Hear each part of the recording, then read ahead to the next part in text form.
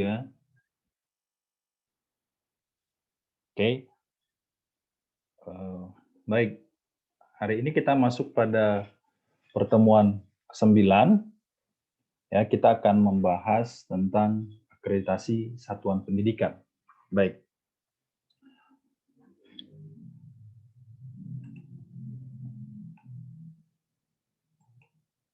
Nah, saya perlu ingatkan kembali kepada kita bahwa memang ini sudah terakhir kalinya untuk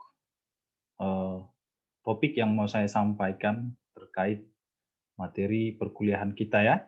Jadi untuk beberapa minggu ke depan, kalian akan mempresentasikan hasil studi lapangan yang sudah kalian kerjakan. Oke ya. Nah, dari awal kita sudah bahas tentang mutu, standar mutu pendidikan, sistem penjamin mutu pendidikan, sampai pada hari ini yaitu mutu pendidikan atau terkait dengan akreditasi satuan pendidikan. Itu ya. Jadi saya melihat tugas kalian yang kalian kirim itu masih ada yang belum apa ya, belum bisa membedakan sepertinya sistem penjaminan mutu internal ini dengan mutu eksternal ini. Terkhusus organisasinya masih ada yang salah di dalam membedakan organisasi sistem penjaminan mutu eksternal ini ya. Jadi saya pikir kalian perlu perhatikan lagi yang kalian kerjakan ya. Jadi ada perbedaan antara sistem penjaminan mutu internal dan sistem penjaminan mutu eksternal. Oke. Meskipun dua-duanya ini ya sama-sama bertujuan untuk menjamin mutu pendidikan di Indonesia, tetapi mereka berbeda cakupan kerjanya ya. Ruang lingkup kerjanya mereka berbeda-beda. Ya. Baik. Ini adalah yang akan fokus pada pembahasan kita hari ini, yaitu tentang akreditasi. Ada kira-kira 6 poin yang mau kita bahas. Yang pertama adalah akreditasi, ya, mulai dari pengertian, manfaat, tujuan, dan prinsip yang terkait dengan akreditasi. Kemudian dasar hukum atau landasan hukum mengapa memang perlu akreditasi ini dilakukan. Yang ketiga adalah organisasi, ya, organisasi yang mengurusi akreditasi satuan pendidikan. Ya, yang berikutnya terkait dengan fungsi akreditasi sekolah, cakupan akreditasi sekolah sampai kepada mekanisme akreditasi sekolah.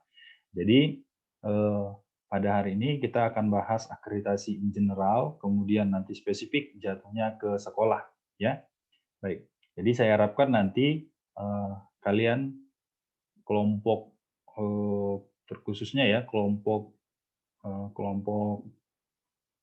sekolah dasar ya, kelompok yang studi lapangan di sekolah dasar bisa mempresentasikan hasil studi lapangan kalian minggu depan, dan ini saya record, oke, ini saya record. Kemudian nanti kalian yang akan presentasi minggu depan, saya akan record juga, saya akan fasilitasi, saya kirim link Zoom-nya, kemudian kalian akan menjadi host, silakan kelompoknya presentasi, ya, dan saya akan record juga seperti ini, oke. Jadi kalian boleh perhatikan ini, ya, dengan baik. Kemudian nanti ketika kalian presentasi, saya harapkan presentasi yang kalian berikan adalah yang lebih baik lagi mungkin ya. Mungkin bisa lebih baik lagi. Oke, baik. Nah, kita masuk pada pengertian ya.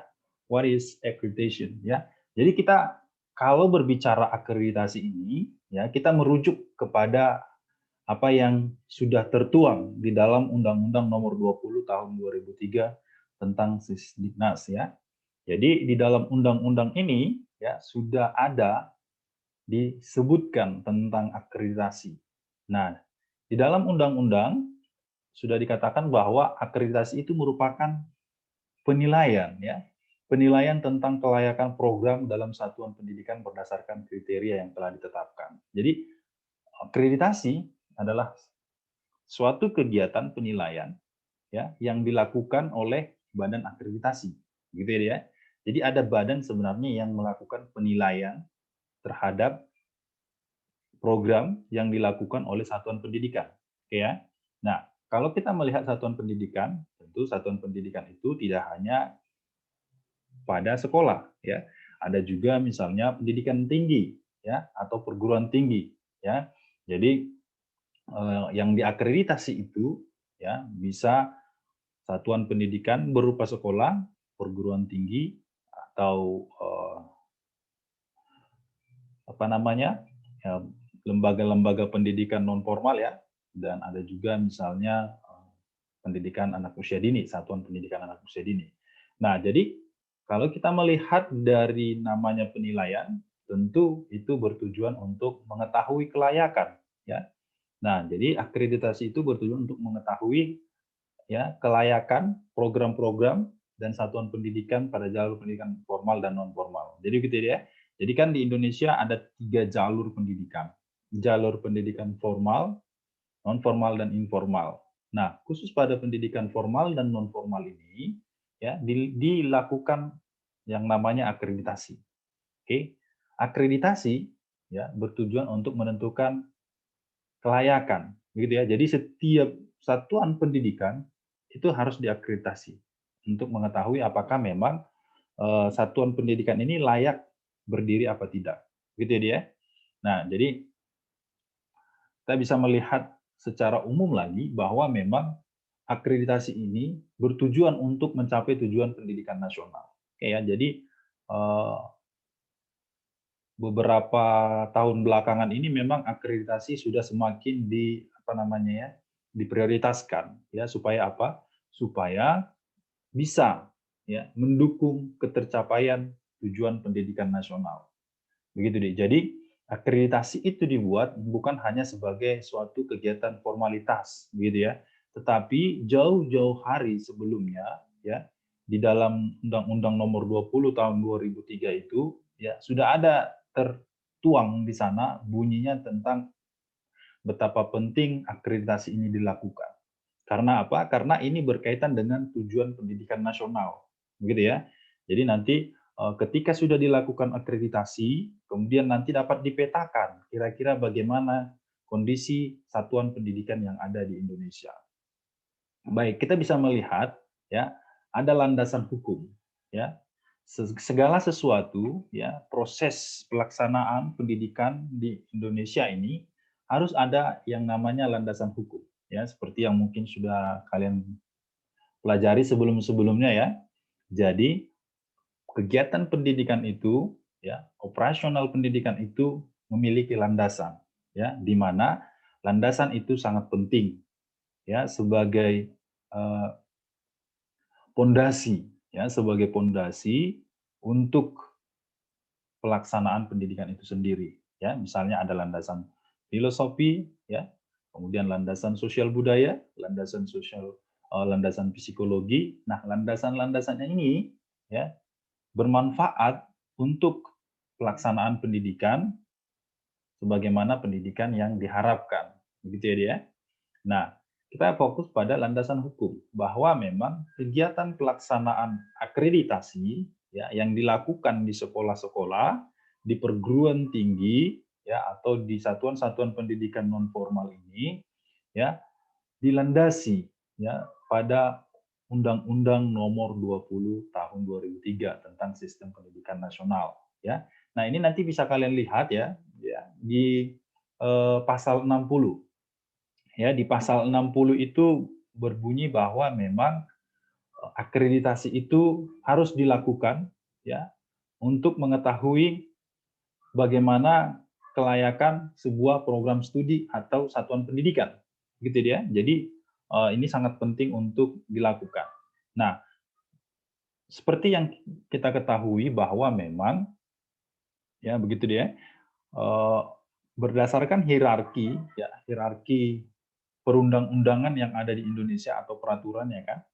Nah, kita tahu bahwa setelah Undang-Undang Dasar 1945 ya, turunan berikutnya adalah undang-undang ya atau Perpu, peraturan undang-undang gitu ya. Nah, makanya kita melihat landasan hukum ya terkait dengan pelaksanaan akreditasi yaitu tertuang pada Undang-Undang Nomor 20 Tahun 2003, gitu ya, tentang Sistem Pendidikan Nasional nomor 6, ini ya, di pasal 60. Jadi nanti kalian bisa lihat di pasal 60 ditegaskan bahwa ya akreditasi, sertifikasi dan evaluasi itu harus dilakukan. Sehingga memang dari undang-undang ini ya, makanya setiap satuan pendidikan tidak boleh meluluskan lulusannya kalau tidak ada akreditasi satuan pendidikannya. Begitu dia. Jadi kayak misalnya kalian dulu ada yang pernah misalnya sebuah satuan pendidikan ya mau meluluskan tapi satuan pendidikannya tidak terakreditasi. Nah, itu melanggar hukum. Karena melanggar hukum, jadi ya, mereka tidak bisa meluluskan peserta didiknya. Begitu ya. Nah, kemudian Undang-Undang Nomor 23 Tahun 2014 tentang pemerintah daerah. Nah, ini nanti bisa kalian lihat di lampirannya, di mana itu nanti terbagi-bagi, ya. Pemerintah pusat apa kewenangannya, pemerintah daerah apa kewenangannya. Misalnya daerah itu provinsi atau kabupaten atau kota madya. Nah, mereka punya kewenangan masing-masing. Tetapi khusus untuk bagian akreditasi itu merupakan kewenangan pemerintah pusat. Begitu ya, dia? Jadi itu merupakan kewenangan pemerintah pusat yang dimana dalam hal ini ya diurusi oleh Badan Akreditasi Nasional ya. Nah, kemudian bisa kita lihat lagi ada PP ya, peraturan pemerintah. Setelah undang-undang masuk ke PP, peraturan pemerintah ya. Nah, peraturan pemerintah nomor 57 tahun 2021. Nah, ini adalah peraturan terbaru ya. Peraturan terbaru tentang standar pendidikan nasional. Nah, itu saya baca, kemudian saya temukan bahwa memang terdapat di pasal 50 bunyinya tentang akreditasi, bahwa akreditasi itu ya harus dilakukan oleh badan yang bertanggung jawab untuk mengurus itu, yaitu Badan Standar Nasional Sekolah ya. Kalau misalnya itu untuk pendidikan dasar dan menengah. Nah, kalau BAN PT, Badan Akreditasi Nasional Perguruan Tinggi, ya itu yang mengakreditasi adalah BAN itu ya, Badan Akreditasi Nasional Perguruan Tinggi untuk pendidikan tinggi.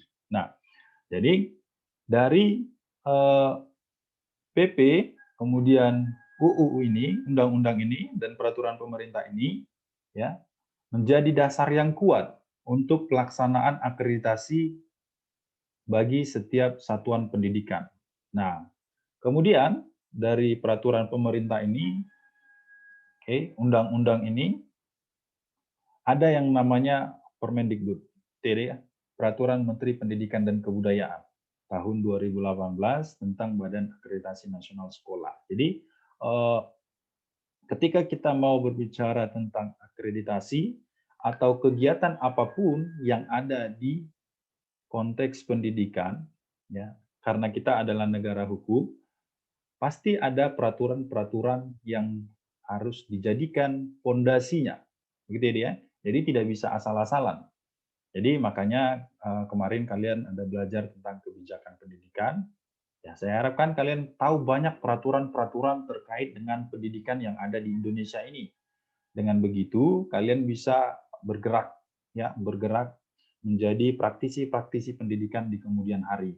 Begitu ya. Jadi kalau kalian tidak tahu dasar-dasar hukum terkait dengan pendidikan, kalian akan mentok, nggak ngerti bagaimana nanti pelaksanaan pendidikan. Jadi itu sangat penting, ya.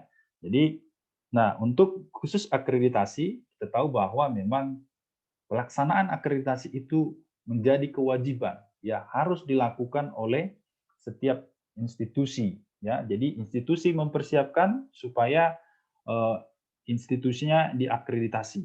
Jadi makanya yang kalian lakukan, yang nanti kalian pergi ke sekolah untuk melakukan studi lapangan, itu adalah merupakan bagian dari kegiatan proses akreditasi. Jadi setidaknya nanti kalau kalian terjun di sekolah atau di satuan-satuan pendidikan yang lainnya, kalian sudah memahami kira-kira seperti apa akreditasi itu, ya alurnya sudah kalian bisa ikuti.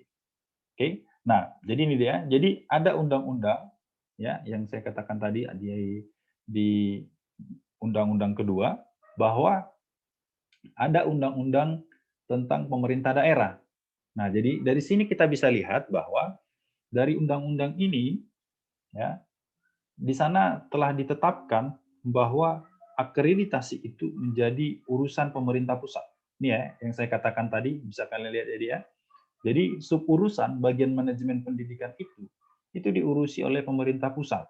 Oke, oke. Jadi Badan Akreditasi Nasional, ya, nanti Badan Akreditasi Perguruan Tinggi, Badan Akreditasi Sekolah, Badan Akreditasi apa namanya tadi, PAUD dan pendidikan non formal, yaitu di pusat sana ya. Meskipun nanti bisa kita temukan ada cabangnya di daerah-daerah, tapi yang mengkoordinir itu adalah dari pusat. Jadi ya, kemudian daerah provinsi, nah makanya kita bisa paham ya bahwa di provinsi itu mengurusi pendidikan menengah, mulai dari SMK dan SMA itu diurusi oleh pemerintah provinsi. Oke. Kemudian pengelolaan pendidikan, nah itu provinsi yang menangani. Kemudian di daerah kabupaten atau kota, pengelolaan pendidikan dasar. Nah, pendidikan dasar itu kan mulai dari SD dan SMP, gitu ya dia. Nah, jadi kadang memang ada istilah yang agak ini ya, agak agak ambigu ya. Kenapa dikatakan pendidikan menengah, padahal dia SMP dikatakan ya, sekolah menengah. Gitu. Sekolahnya yang menengah, tapi agak membingungkan memang ini, dan memang kalau di istilah bahasa Inggrisnya memang sebenarnya nggak seperti itu ya. Tapi itu yang digunakan di Indonesia dan kita coba ikuti ya, karena ini sudah diundang-undangkan dan sudah ditetapkan sesuai dengan regulasi. Jadi kita melihat ke sana dan mengacu ke sana ya. Oke, jadi itu ya dia. Jadi mengurus akreditasi itu bukan pemerintah daerah ya, apalagi daerah provinsi atau daerah kabupaten atau kota. Itu yang mengurus itu nanti adalah pemerintah pusat ya. Tetapi dari pemerintah pusat nanti dikoordinasikan berbagai pihak ya. Misalnya asesornya dibentuk, nanti ada asesor-asesor di daerah untuk menilai bagaimana mutu satuan pendidikan di daerah tersebut. Baik, oke. Nah, ini ya organisasi akreditasi. Jadi, ketika kita mengatakan bahwa mutu pendidikan harus dijamin, berarti harus ada yang menjaminnya. Siapa yang menjaminnya? Ya, seperti yang sudah kita pelajari pada minggu-minggu yang lewat ya, bahwa kalau di pendidikan dasar dan menengah ada sistem penjaminan mutu internal. Oke. Kemudian selain sistem penjaminan mutu internal, ada sistem penjaminan mutu eksternal. Nah, penjaminan mutu pendidikan di tingkat satuan pendidikan yang disebut sistem penjaminan mutu internal ini, ada yang disebut tim gugus mutu ya, tim gugus mutu sekolah. Oke. Nah, kalau sistem penjaminan mutu eksternal ya kan, itu ada salah satunya ini ya, badan akreditasi ini. Oke. Ada yang namanya LPM ya, Lembaga Penjaminan Mutu, itu kalau di perguruan tinggi. Tetapi ada yang namanya LPPM. Nah, itu organisasinya, Di. Jadi ketika saya berikan soal yang kemarin membedakan antara sistem penjaminan mutu internal dan eksternal, kalian ada beberapa kebingungan untuk membedakan organisasinya, ya. Organisasi antara sistem penjaminan mutu eksternal dan internal ini. Oke. Jadi itu harus bisa kalian lihat dari organisasinya. Nah, dari organisasinya nanti kita bisa mengetahui apa-apa saja yang dikerjakan. Begitu ya, Dek? Jadi apa-apa saja yang dikerjakan, tupoksinya, dan dari tupoksinya itu nanti kita bisa melihat ya, kira-kira organisasi ini urusannya apa. Oke ya. Jadi khusus untuk akreditasi ini ya, karena akreditasi ini sudah masuk ke ranah penilaian ya, ranah penilaian, maka kita bisa melihat ya di Indonesia itu ada 3 badan ya. 3 badan. Yang pertama itu adalah Badan Akreditasi Nasional Sekolah. Nah, ini untuk pendidikan dasar ya, mulai dari SD, SMP, SMA, SMK, SLB. Oke ya. Jadi setiap satuan pendidikan yang disebut dengan sekolah ya, untuk penilaiannya ditentukan oleh Badan Akreditasi Nasional. Oke ya. Tuh, kemudian badan yang kedua adalah Badan Akreditasi Nasional Pendidikan Anak Usia Dini dan Pendidikan Non Formal. Oke. Nanti kalau kalian searching di internet ini ada, gitu ya. Kemudian yang ketiga adalah Badan Akreditasi Nasional Perguruan Tinggi atau Pendidikan Tinggi. Oke, jadi 3 badan ini perlu kita ketahui karena kita berkecimpung dalam urusan pendidikan ya.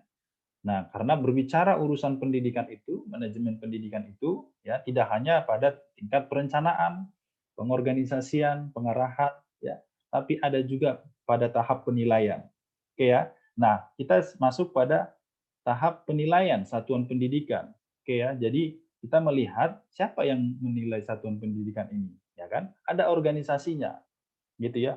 Organisasi yang menilai setiap satuan pendidikan di Indonesia itu ada 3 badan ya, Badan Akreditasi Nasional Sekolah, Badan Akreditasi Nasional Pendidikan Anak Usia Dini dan Pendidikan Non Formal, dan Badan Akreditasi Nasional Perguruan Tinggi. Oke ya, jadi ketiga badan ini ya bisa kita lihat ya. Saya contohkan misalnya satu, ini ya, status akreditasi sekolah, mau sekolah dasar, sekolah menengah, pertama atau sekolah menengah atas, sekolah menengah kejuruan, sekolah luar biasa, ya bisa ditemukan di website tadi ya, Badan Akreditasi Nasional tadi. Nah, kalian bisa mencarinya nanti. Kalian sudah tahu sekolah yang mau kalian jadikan tempat studi lapangan kalian kan. Kemudian kalian bisa cek apa status akreditasi sekolah tersebut di link ini nanti ya, di sini. Ini saya sudah kasih tunjuk, kalian bisa cek di sini. Kemudian nanti kalian bisa bandingkan dengan hasil studi lapangan kalian. Apakah ada perbedaannya? Dan kalau berbeda, apa yang membuat berbeda? Begitu ya. Jadi nanti ketika kalian mempresentasikan hasil studi lapangan kalian, kita akan cek di Badan Akreditasi Nasional, sekolah misalnya sekolah negeri 1020 Tarutung gitu ya. Nah, di data Badan Akreditasi Sekolah misalnya peringkatnya adalah A gitu ya. Nah, tetapi ketika kalian menggunakan IASP, Instrumen Akreditasi Satuan Pendidikan, hasilnya adalah C. Nah, itu kan perlu kita diskusikan. Nanti kenapa bisa seperti itu. Jadi kelak kalian kalau misalnya menjadi praktisi di bidang pendidikan ini, kalian bisa memahami hal-hal apa saja yang perlu dinilai, diperhatikan untuk membuat sekolah kita menjadi sekolah yang lebih baik, yang memiliki mutu yang lebih baik lagi ya, sesuai dengan standar nasional pendidikan. Jadi kalian bisa nanti searching, cari di sini ya, klik Badan Akreditasi Sekolah, kemudian bisa nanti kalian temukan informasi akreditasi sekolah terkait dengan sekolah yang menjadi tempat studi lapangan kalian, gitu ya. Nanti kita akan coba diskusikan mengapa ada perbedaan. Kalau misalnya perbedaan dari perhitungan kalian, ya, berdasarkan IASP itu. Oke, kemudian kita akan lihat status akreditasi PAUD dan pendidikan non formal. Nah, itu nanti ada juga di linknya ya, di link akreditasi PAUD dan PNF, ya, pendidikan non formal. Jadi ini kalau misalnya kalian punya TK, oke, TK, kemudian punya lembaga kursus, ya, pelatihan, nah itu biasanya diakreditasi. Jadi kalian bisa melihatnya nanti di database hasil akreditasi. Jadi kalian bisa tinggal klik di sini ya. Jadi kalian harus melek teknologi gitu dia, bisa searching cepat-cepat. Jadi status akreditasinya nanti bisa dicek di sini. Tetapi setelah saya pelajari ada beberapa memang perbedaan antara status akreditasi pada sekolah dengan akreditasi PAUD dan PNF ini, ya. lebih lebih apa namanya ya, lebih jelas saya lihat ya penilaian untuk satuan pendidikan pada sekolah ya. Jadi lebih jelas. Jadi mereka sudah punya ISP instrumennya yang jelas dan tahapan-tahapannya sudah jelas. Jadi kalau saya lihat eh, akreditasi PAUD dan PNF ini belum begitu jelas, makanya saya tidak eh, memberikan ini untuk penugasan kalian karena masih belum masih ini ya, masih tahap pengembangan saya pikir ya. Masih tahap pengembangan karena mereka di dalam instrumen penilaiannya itu masih ke 8 standar itu, masih ke 8 standar yang ada ya, 8 standar nasional pendidikan. Tetapi kalau IASP itu kan sudah direduce menjadi 4 kinerja. Jadi yang sudah lebih simpel kita memahaminya. Oke ya. Nah, kemudian ya, setelah badan itu tadi, badan akreditasi PAUD dan apa? PNF ya, pendidikan non formal, kita lihat status akreditasi PT ya. PT di sini adalah perguruan tinggi ya. Perguruan tinggi atau prodi, program studi. Jadi kalian kalau misalnya penasaran dengan akreditasi kampus-kampus yang ada di Indonesia ini, ya kan? Nah, kemudian kalian penasaran dengan akreditasi kampus kita, ya bisa dilihat di BAN PT, ya, Badan Akreditasi Nasional Perguruan Tinggi. Jadi kita bisa tahu mutu satuan pendidikan ini berdasarkan akreditasi, peringkat akreditasinya apa ya? Nah, begitu, ya. Jadi kita bisa searching di Badan Akreditasi Nasional Perguruan Tinggi, ya, mau akreditasi perguruan tingginya, mau akreditasi prodinya sudah ada. Oke. Saya contohkan misalnya kalau ini ya, kita prodi manajemen pendidikan Kristen. Oke, prodi manajemen pendidikan Kristen ini sudah memiliki akreditasi baik ya. Nah, ini berlaku sampai tahun 2026. Nah, jadi karena memang prodi manajemen pendidikan Kristen ini adalah sebuah prodi baru ya, sebuah prodi baru, jadi hanya masih dua ya, hanya masih dua perguruan tinggi yang menyelenggarakan program studi manajemen pendidikan Kristen, yaitu di IAKN Tarutung dan IAKN Manado. Ya, ini ya.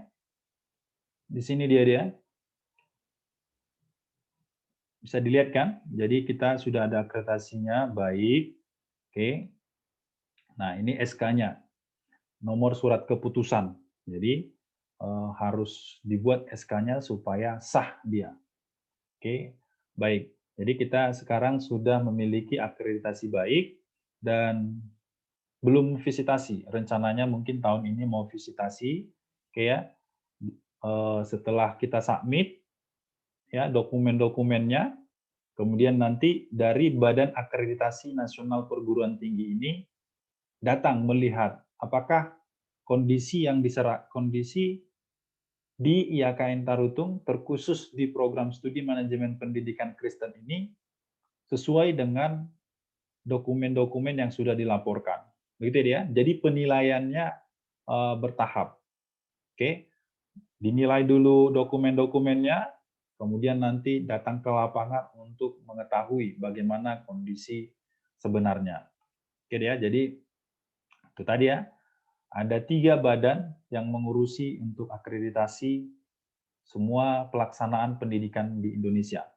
Ya, kalau untuk pendidikan dasar dan menengah, Badan Akreditasi Nasional Sekolah. Kalau misalnya pendidikan tinggi atau perguruan tinggi, Badan Akreditasi Nasional Perguruan Tinggi. Kemudian Badan Akreditasi Nasional Pendidikan Anak Usia Dini dan Pendidikan Non Formal. Jadi itu nanti bisa kalian searching lebih lanjut di websitenya mereka masing-masing. Jadi karena sekarang kan teknologi sudah begitu begitu maju. Jadi sekarang semua sudah bisa di-searching, termasuk satuan-satuan pendidikan. Satuan-satuan pendidikan itu kalau kita pengen tahu kualitasnya sudah bisa kita searching di website. Ya. Nah, kita akan lihat fokus pada akreditasi sekolah. Nah, jadi karena diharapkan kalian kan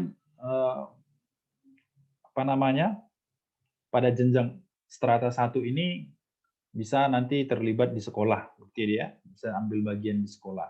Oke.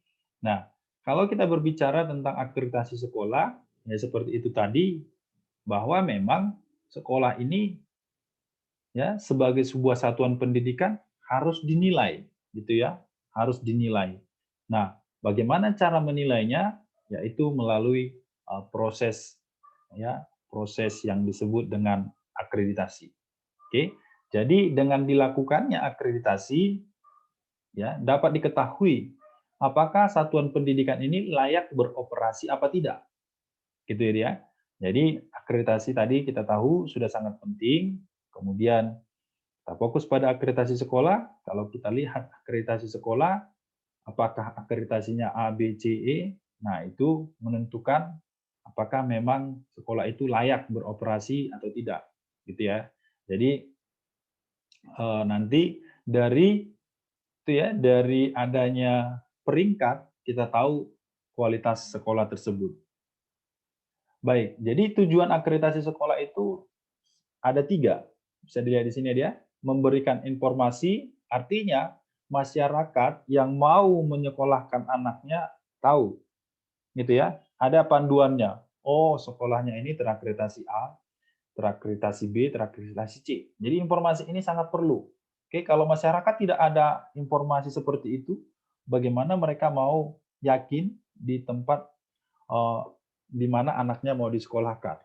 Begitu ya. Kemudian memberikan pengakuan peringkat kelayakan. Jadi dari akreditasi peringkatnya A, B, C itu ya kita bisa tahu sebenarnya sekolah ini memiliki mutu apa tidak, gitu ya.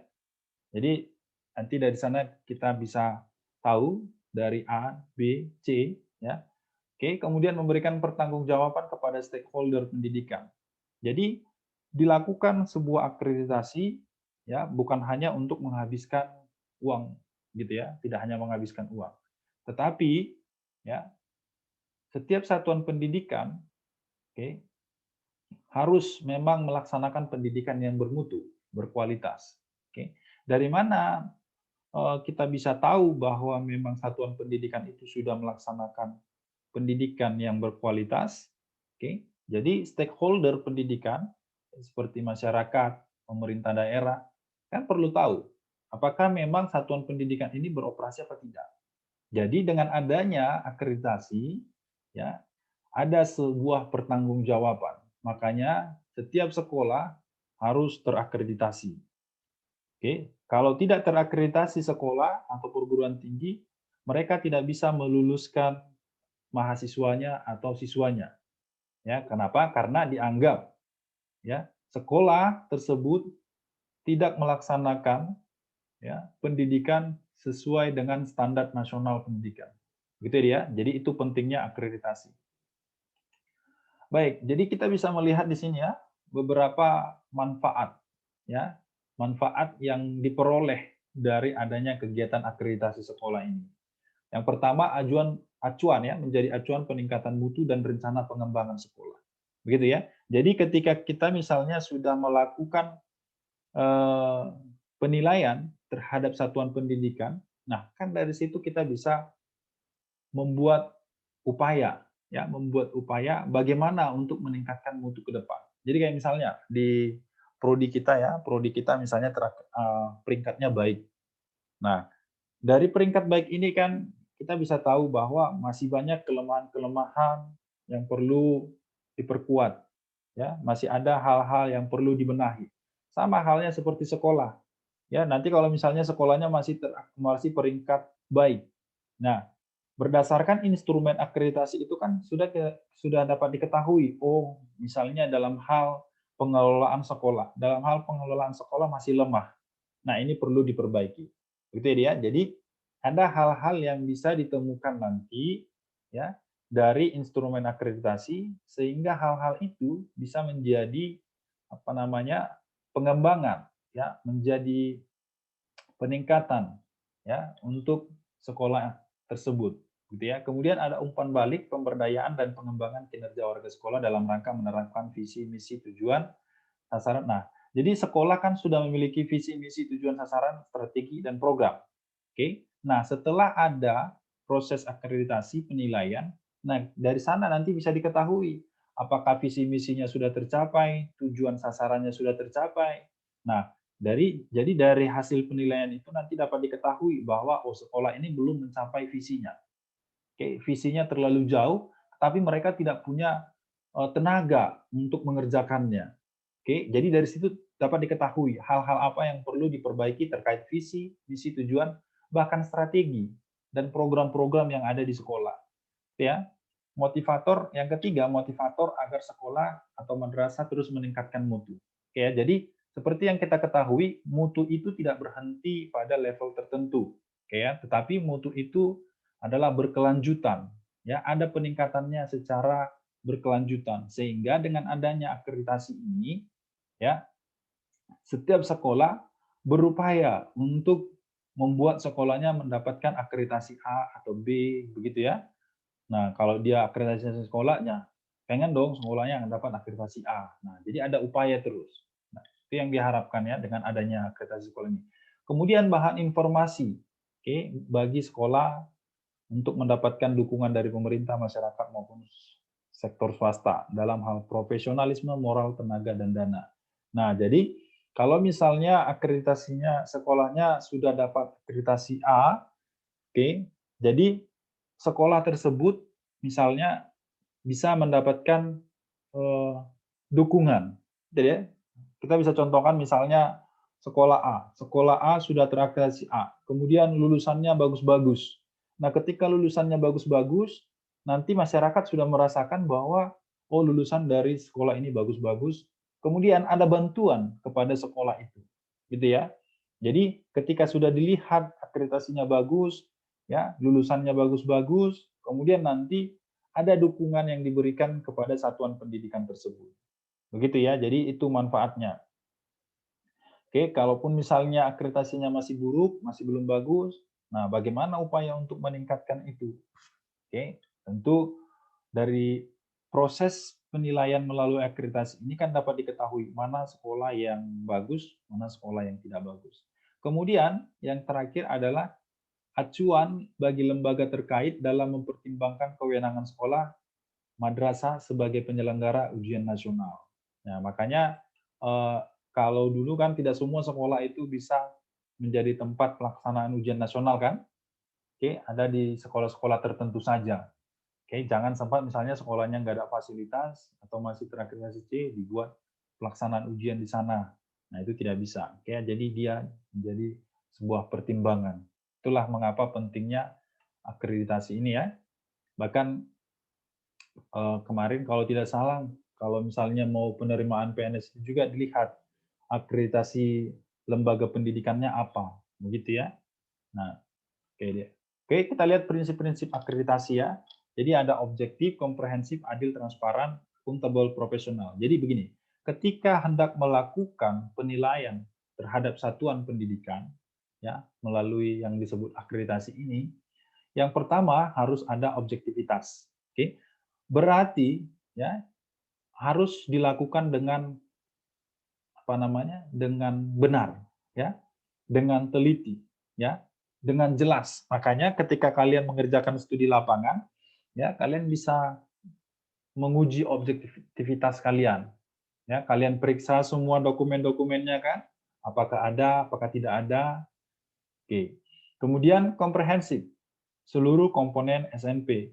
Begitu ya. Jadi kegiatan akreditasi itu memang harus mengacu kepada standar nasional pendidikan. Jadi seluruh komponen-komponen itu menjadi dasar penilaian untuk pelaksanaan satuan pendidikan, gitu ya. Kemudian adil, artinya tidak diskriminatif, gitu ya. Artinya semua sekolah ya diperlakukan sama, ya. Instrumennya, IASP-nya digunakan di sekolah A, B, C semua sama, gitu ya. Tidak ada perbedaan-perbedaan. Kemudian transparan data dan informasi. Jadi dalam proses akreditasi ya semua harus transparan, begitu ya. Artinya bisa semua diketahui oleh publik, gitu ya. Tidak ada yang disembunyi-sembunyikan. Nah, Jadi ada dulu ceritanya begini, ya perguruan tinggi dia dapat akreditasi B ya, padahal kondisi di lapangan tidak sesuai, ya kan? Nah, ketika dinilai hasilnya kembali, akreditasinya dicabut, begitu. Karena salah penilaian, begitu ya. Orang komplain, kenapa dia bisa B, padahal kondisi satuan pendidikannya tidak seperti itu.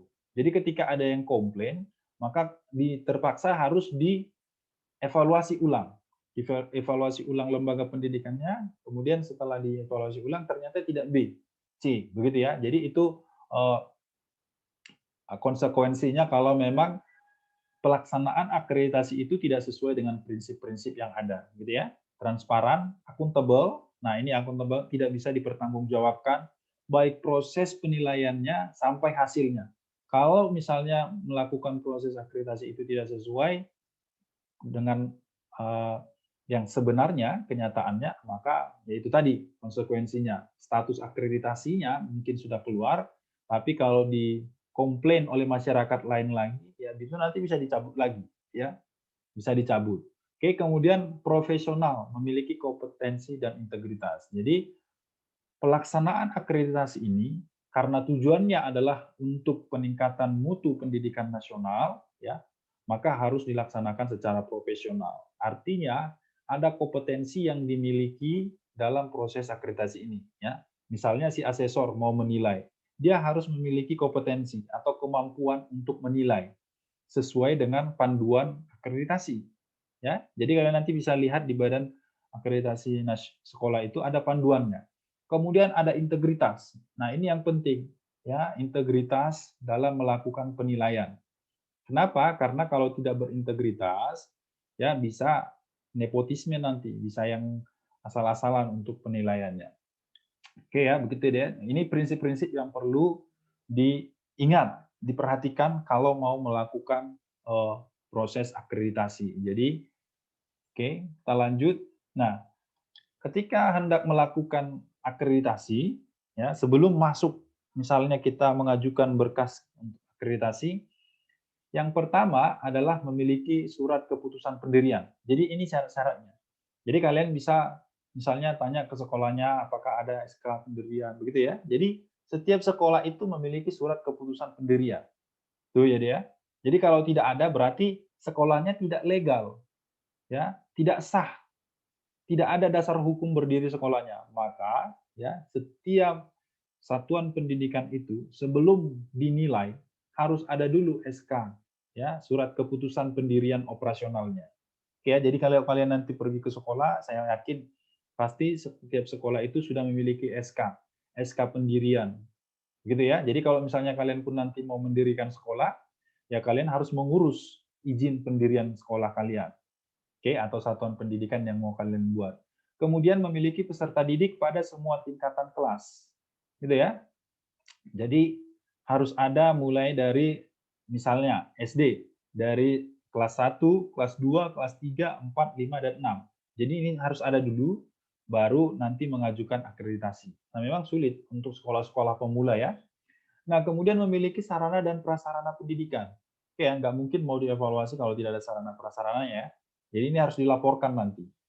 Memiliki pendidik dan tenaga kependidikan, melaksanakan kurikulum yang berlaku, dan telah menamatkan peserta didik. Oke ya, jadi makanya kenapa kita prodi manajemen pendidikan Kristen itu terakreditasi B, karena kita belum ada lulusannya, yaitu mempengaruhi nilainya. Ya, itu mempengaruhi nilai karena memang belum ada lulusan, jadi penilaiannya berkurang. Gitu ya. Jadi kalaupun di sekolah-sekolah seperti itu. Nah, kalau sekolah yang baru berdiri tentu tidak bisa langsung akreditasi A. Ya kan? Kenapa? Karena memang belum ada lulusannya kan. Jadi ini menjadi sebuah pertimbangan di dalam uh, penilaian satuan pendidikan. Gitu ya. Nah, ini mekanisme ya.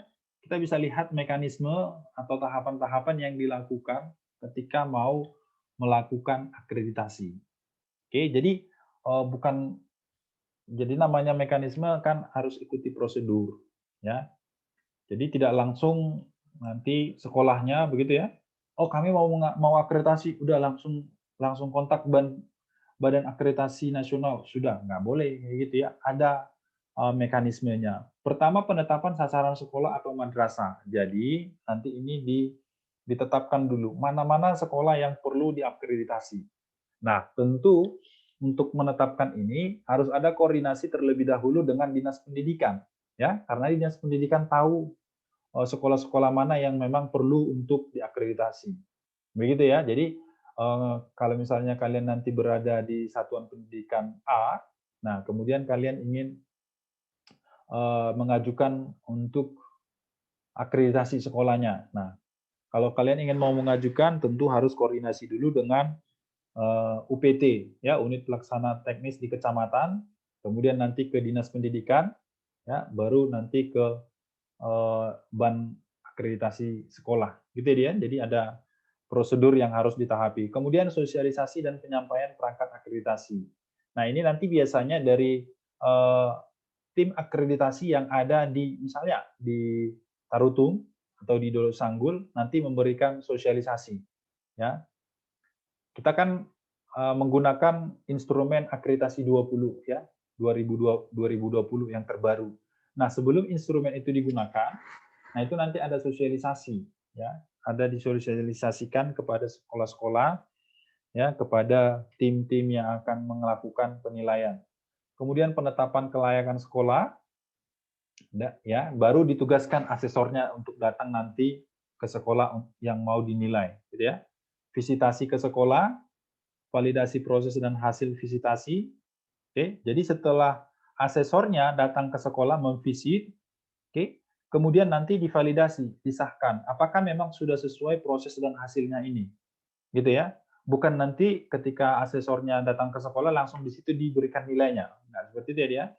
Jadi ada prosesnya. Kemudian verifikasi hasil, validasi dan penyusunan rekomendasi. Nah, nanti bisa dilihat ya, dilihat semua berkas-berkasnya apakah memang sesuai apa tidak. Kemudian baru ditetapkan hasil akreditasinya, apakah A, B, C, dan D. Dan kemudian direkomendasikan. Nah, inilah akreditasi yang harus diberikan. Penerbitan dan penyerahan sertifikat akreditasi. Nah, kemudian nanti baru diterbitkan setelah ada SK-nya. Makanya tadi kita lihat ya, di misalnya di ini ya, di kampus kita ya. Nah, kampus kita kan ya IAIN Tarutung akreditasinya C kan. Nah, jadi akreditasi C ini bisa kalian dapatkan nanti dari kampus atau dari link Ban PT ini. Nanti ada sertifikatnya. Oke, jadi sertifikatnya itu nanti bisa kita peroleh, ya, bisa kita dapatkan karena sudah ada nomor SK-nya. Begitu ya dia. Nah, kalau misalnya program studi, ini kan sudah ada nomor SK-nya. Oke, tetapi karena belum divisitasi, ya, belum terbit sertifikatnya. Nah, makanya merujuk kepada ini tadi ya dia, prosesnya ini, mekanisme akreditasi ini, ya, sebelum sampai kepada penerbitan sertifikat akreditasi, prosesnya sangat panjang. Ya, ini untuk sekolah. Jadi kalau di prodi kita, prodi di perguruan tinggi ya, khususnya di prodi manajemen pendidikan Kristen, ya itu kita submit kemarin di bulan 12 tahun 2020. Ya, bulan 12 tahun 2020. Nah, eh, sampai sekarang itu belum divisitasi, ya hampir setahun. Oke, jadi itu memakan waktu yang lama. Oke, jadi kalau berbicara tentang akreditasi ini ada proses yang panjang yang harus dilalui. Itu dia. Makanya ketika kalian pun pergi ke lapangan mungkin terasa berulang-ulang ya, kalian capek atau bagaimana, itu adalah proses. Ya, proses untuk menentukan apakah sekolah yang kalian jadikan tempat studi lapangan itu memiliki mutu yang baik apa tidak berdasarkan penilaian kalian menggunakan IASP. Gitu dia. Nah, kemudian kita lihat bahwa memang gini dia, sistem akreditasi tahun 2021 ini ya, di sekolah khususnya ya, memang di perguruan tinggi juga ini mengalami perubahan ya. Kemarin saya pernah mengisi terlibat lah bisa dibilang ya untuk akreditasi satuan pendidikan perguruan tinggi itu tahun 2018. Nah, itu berbeda sekali dengan tahun 2020. Oke. Nah, jadi di sekolah juga ada perbedaannya. Itu dia. Jadi nanti kalau misalnya kalian pergi ke sekolah, kalian bisa sampaikan kepada kepala sekolahnya yang ada di sana bahwa sistem akreditasi 2021 itu berbeda. Ya, perubahan itu terjadi mulai tahun 2018 di mana ya fokusnya berbeda. Kita lihat ini ya. Kalau dia tahun 2018 ya sampai 2019 itu dia berbasis kepada administratif compliance. Artinya begini, apabila sekolah sudah menyiapkan bukti-bukti begitu ya, sudah ada berkas-berkasnya sudah selesai. Nah, begitu ya. Nah, berarti sekolah ini sudah layak mendapatkan akreditasi A atau B. Nah, begitu dia. Jadi ada berbasis administrasi. Dilihat aja kelengkapan-kelengkapannya, oke sudah selesai.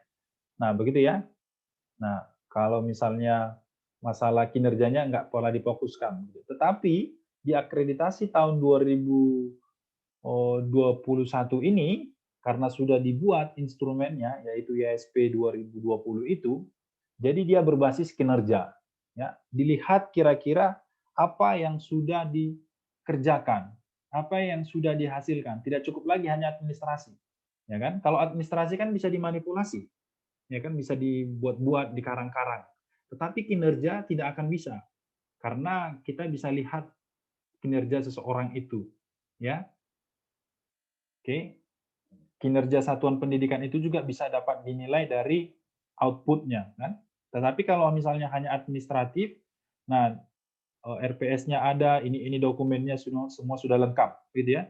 Tapi kalau misalnya berbasis kinerja itu sudah langsung jelas. Nah, ini dia, Dit. Kira-kira seperti ini ya. Seperti ini perbedaannya di mana sistem akreditasi sebelum adanya IASP yang kalian sedang gunakan itu kan. Nah, kalau dia di tahun sebelumnya, sebelum ada ISP ini, compliance base ya, data sekunder, Dapodik, EMIS. Nah, ini kan fokusnya hanya bersifat administratif ya. Tetapi ketika dia sudah masuk ke IASP yang kalian lihat itu kan, dia kan hanya 4 ya, hanya 4 bagian saja. Oke, pertama kan ada di IASP itu mutu lulusan, dinilai kan?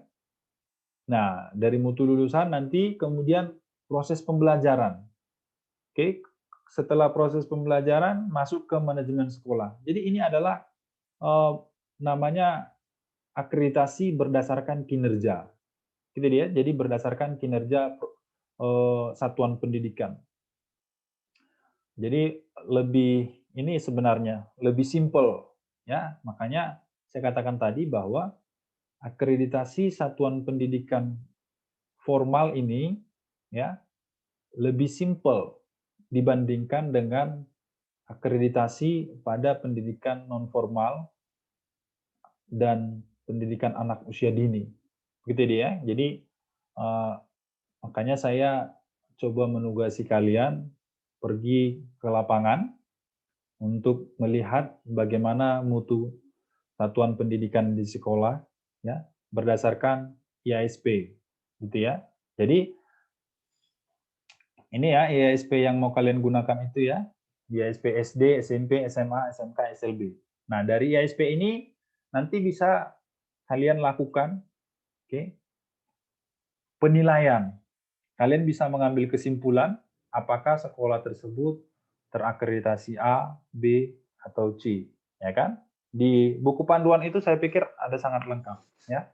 Kemudian kemarin kan saya sudah kirim videonya, jadi kalian bisa pelajari di sana lebih lanjut. Oke ya? Baik, saya pikir itu yang bisa saya sampaikan untuk materi kita hari ini ya. Jadi kalau ada yang mau ditanya boleh disampaikan. Oke, ini materi kita tentang akreditasi. Jadi mekanisme untuk melakukan akreditasi itu sangat panjang, ya. Tetapi itu semua bertujuan untuk ya, menilai satuan pendidikan. Oke, karena dengan adanya akreditasi dapat dipetakan bagaimana mutu pendidikan di Indonesia. Itu dia. Jadi perlu adanya akreditasi. Oke ya, ada yang mau bertanya, Dik?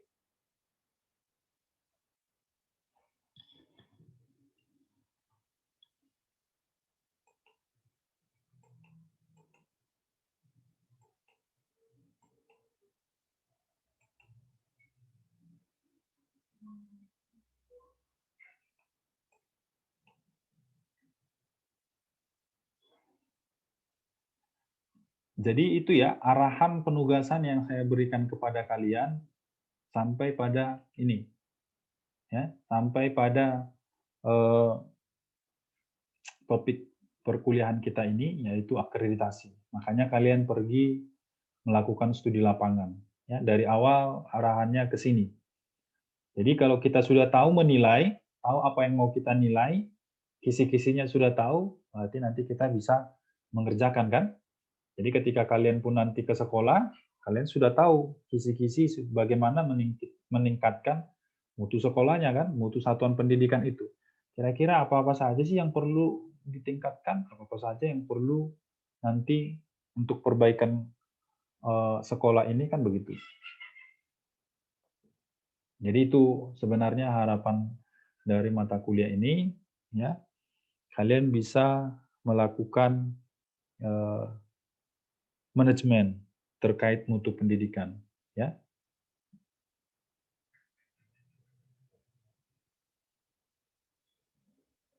Oke, ada yang mau bertanya, Dik?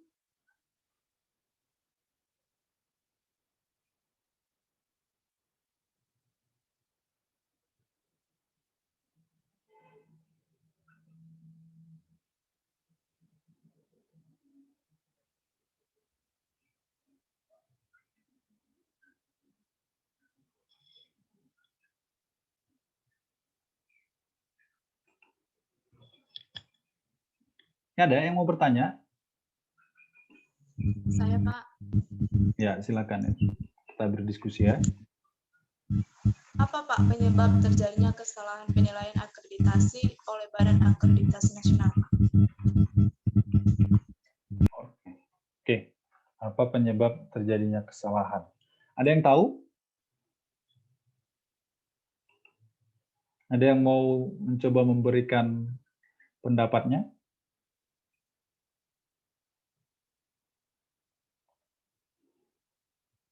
Saya, Pak.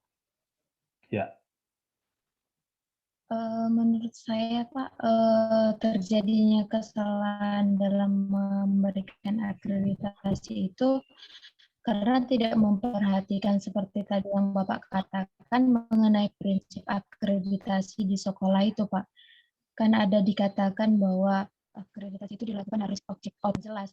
Berarti kalau terjadi kesalahan, otomatis badan akreditasi tersebut tidak memeriksa dengan jelas. Yang selanjutnya ada diskriminatif atau dikatakan bahwa dalam melakukan akreditasi itu tidak dilakukan dengan keadilan gitu, Pak.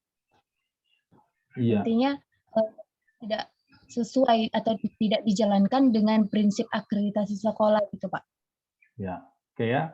Oke, makasih Tresia. Ya, memang itu tadi ya, segala sesuatu kan ada prinsipnya. Nah, prinsip-prinsip ini menjadi apa namanya menjadi acuan dalam pelaksanaan. Oke. Nah, ketika prinsip-prinsip itu sudah dilanggar, berarti penilaian yang akan dilakukan nanti tidak sesuai, sehingga hasilnya pun tidak sesuai. Oke. Nah, kita bisa misalkan contohkan begini ya. Jadi seperti yang sudah saya sampaikan tadi, bahwa untuk sampai kepada kesimpulan Badan Akreditasi Nasional ya atau sekolah sampai pada kesimpulannya, prosesnya kan sangat panjang, gitu ya. Ya, jadi tadi sudah saya sampaikan prosesnya sangat panjang. Nah, karena prosesnya sangat panjang, sangat memungkinkan, ya, misalnya nanti ditugasi asesor, ya.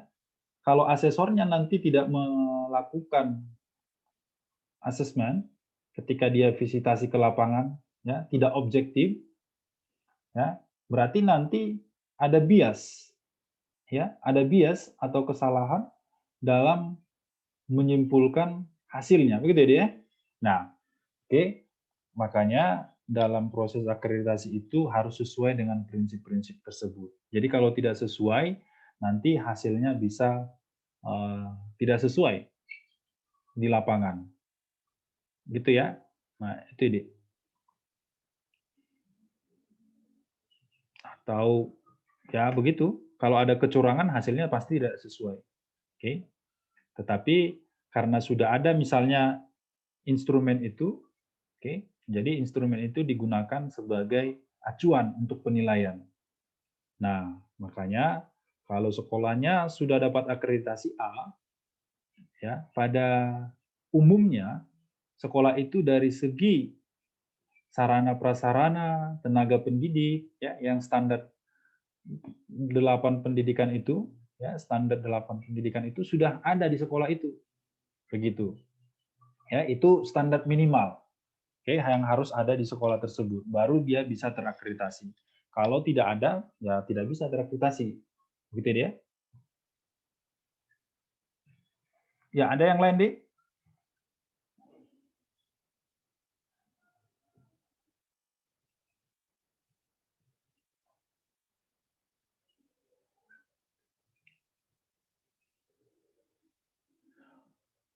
Baik, bagaimana kira-kira kesiapan untuk kelompok 1 presentasi minggu depan?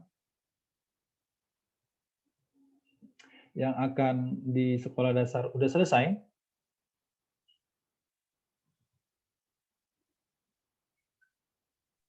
Sudah, Pak. Materinya sudah kami kirim, Pak. Oh, sudah di email ya? Nah, oke dia. Sudah, Pak.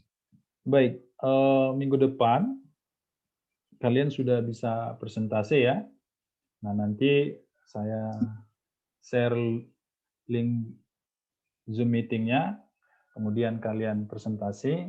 Oke. PPT-nya boleh di-share di grup ya dia, di grup kelas kalian. Nah, PPT-nya di-share nanti supaya bisa didiskusikan. Tetapi makalahnya di email saja ya. PPT-nya di-share di grup dalam bentuk PDF saja dibuat. Oke, dalam bentuk PDF. Kemudian makalahnya di email.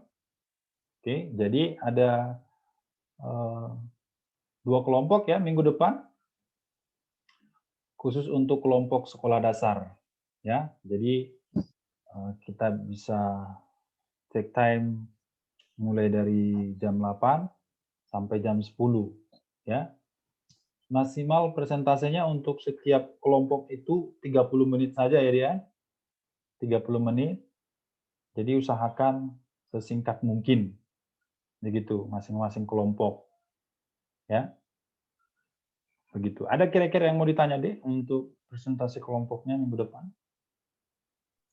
Itu, Pak, PPT-nya kita kirim sebelum kita masuk di perkuliahan atau setelah kita masuk gitu? Ya, sebelum saja deh, sebelum ya.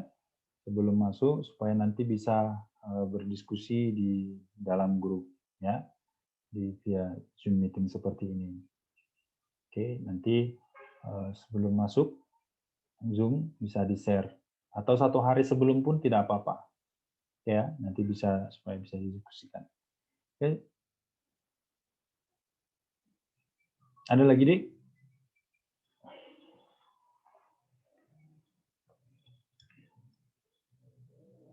Ada lagi yang lain yang mau ditanyakan?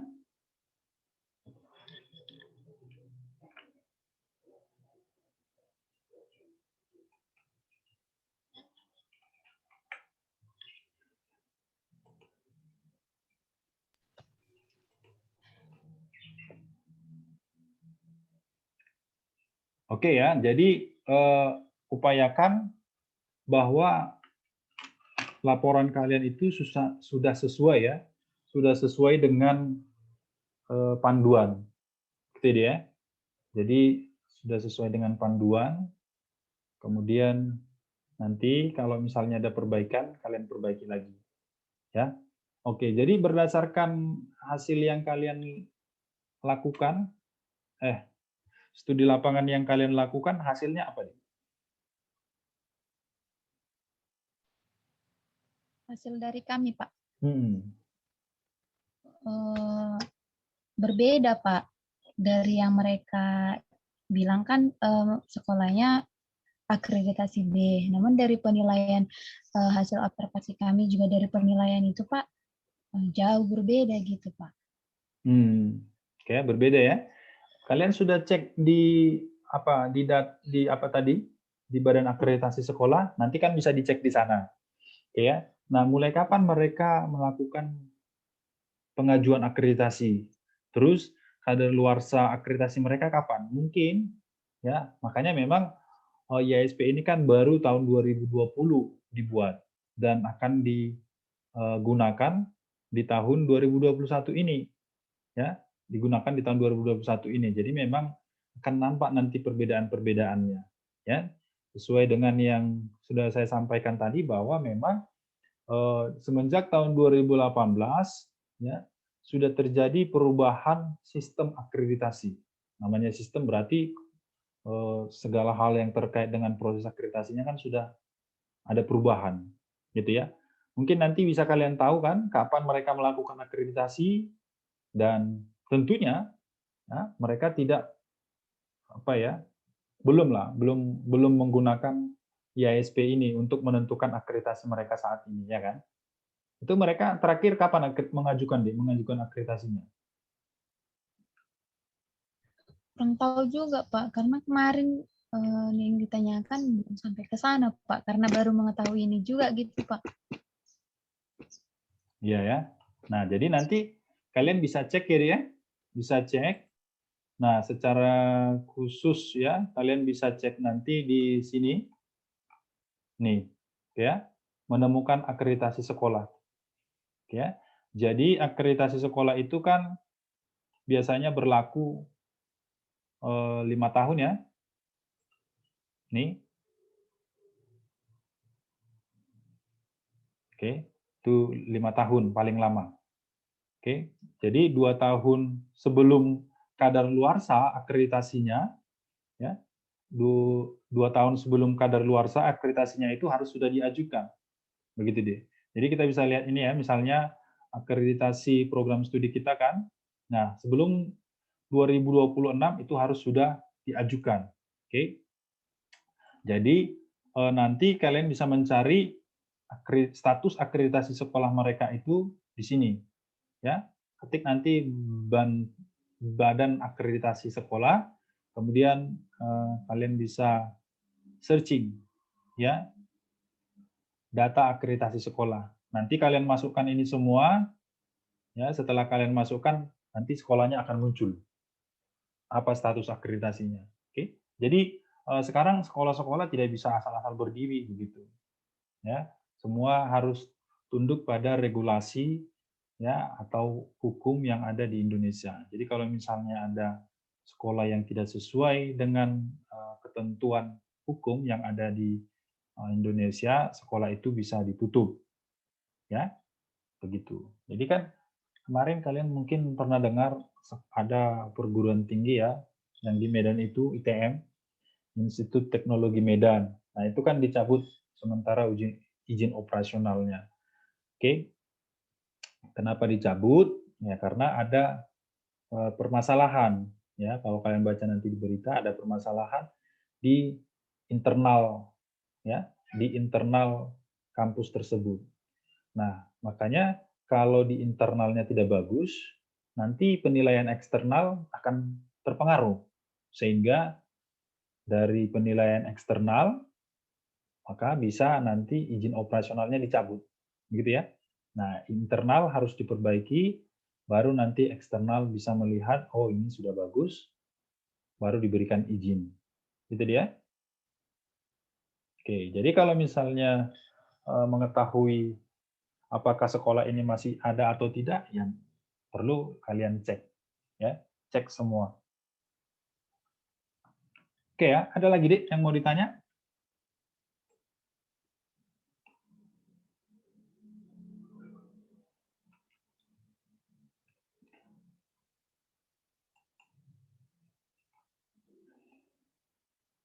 Nggak ada lagi ya?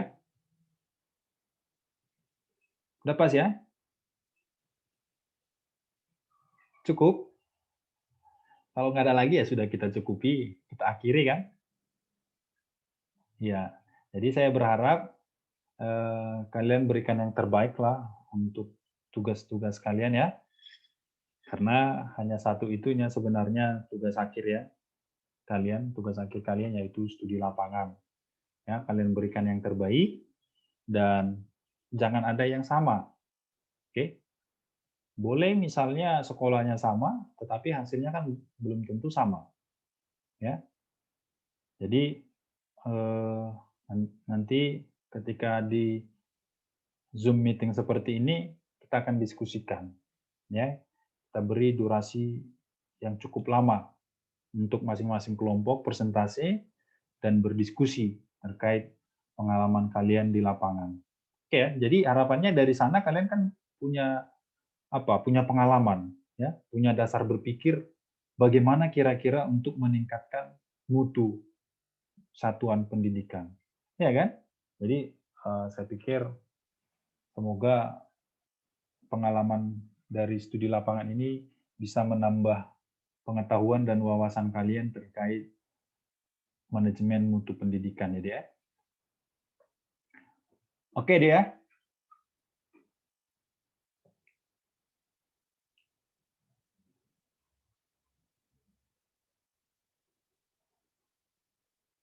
Baik, ini kenapa diam-diam semua?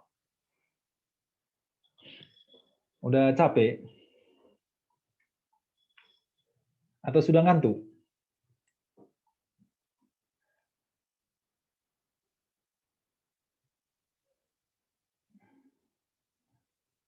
Oke, masih ada kelompok yang belum pergi studi lapangan, Dik?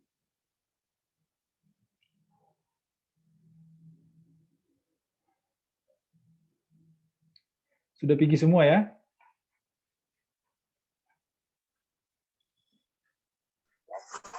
Ini masih belum, Pak. Siapa? Sekolahnya masih Pak SLB.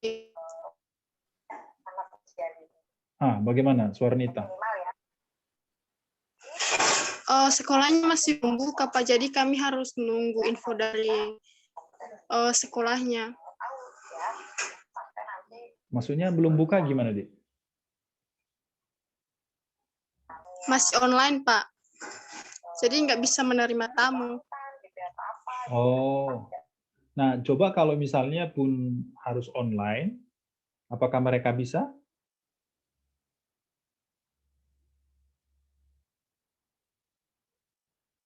Ya kan begini, kalaupun mereka misalnya tidak bisa kita kunjungi kan bisa coba komunikasi dari Zoom seperti ini atau via telepon, ya, seberapa banyak informasi yang bisa kalian gali.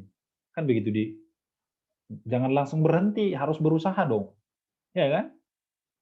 Saya juga kalau perkuliahannya ini katakan masih pandemi, kemudian ya tidak usah dilaksanakan, ya kan? Tetap harus cari alternatif, gitu ya dia. Bagaimana kira-kira supaya bisa dapat informasinya. Oke ya. Jadi jangan sampai nggak ada kalian sampaikan nanti dari tugas kalian ya. Harus ada, diusahakan. Kalau masih sekolahnya tutup, ya coba melalui online kan komunikasinya. It's okay. Jadi ada misalnya masih ada informasi yang kurang, bisa kalian tanya-tanya melalui Zoom seperti ini. Ya. Begitu ya, Suarnita? Iya, Pak.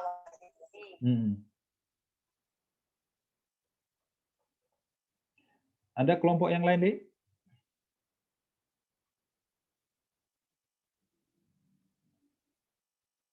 Sudah ya? Oke. Baik. Terima kasih ya. Saya pikir sampai di sini untuk pertemuan kita minggu ini ya. Jadi saya berharap kalian tetap semangat ya. Masih tetap semangat ini kan? Ini kita sudah lewati setengah semester, jadi kita setengah semester lagi ke depan, dan setengah semester ke depan ini menjadi